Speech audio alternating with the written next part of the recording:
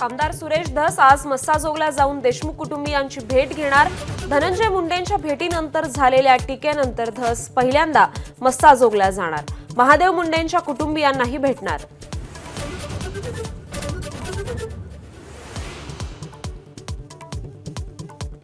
संतोष देशमुख हत्या प्रकरणात धनंजय मुंडेंनाही सह आरोपी करा, मनोज जरांगेंची मागणी। मस्साजोगला जाऊन गावकऱ्यांशी केली चर्चा।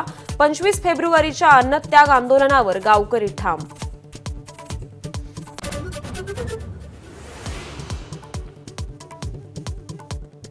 कृषी मंत्री कोकाटेंच्या अडचणी वाढल्या। निकालाची प्रत आल्यावर विधिमंडळ कोकाटेंवर कारवाई करणार। विधिमंडळ सूत्रांची माझाला माहिती।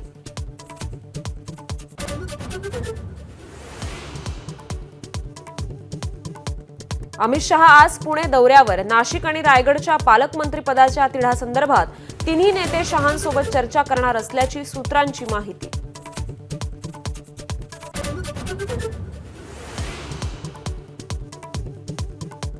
शिवसेना ठाकरे पक्षाच्या प्रवक्तेपदावरून हकालपट्टी झाल्यावर किशोर तिवारींची ठाकरे राऊतांवर तोफ। राऊतांमुळेच पक्षाचं नुकसान झाल्याचा आरोप।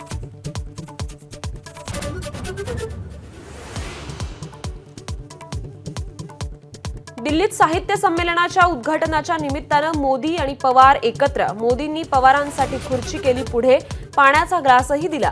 पवारांकडून नेहरूंची तर मोदींकडून संघाची आठवण।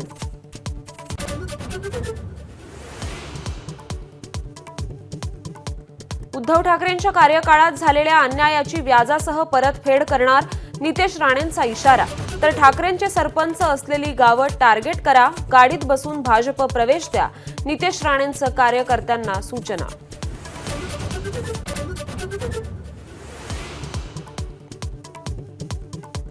पुणे महापालिकेच्या 1,500 कर्मचाऱ्यांना आयकर विभागाकडून 45 कोटींचा दंड।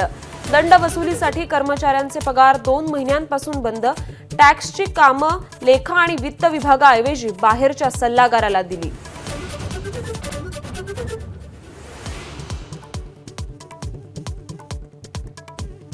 आंगणेवाडीच्या जत्रेसाठी भाविकांची अलोट गर्दी। पहाटे 3 पासून देवीच्या दर्शनासाठी 9 रांगा।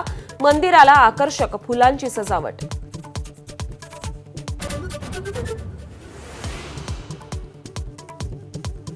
महाकुंभात स्नान करणाऱ्या महिलांचे आक्षेपार्ह फोटो व्हिडिओ केल्याप्रकरणी सांगलीतून तरुणाला अटक। गुजरात पोलिसांची कारवाई।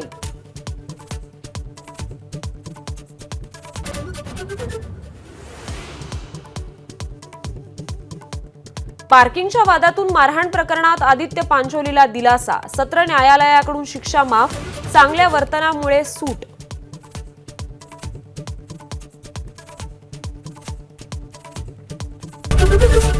एबीपी माझा, उघडा डोळे बघा नीट।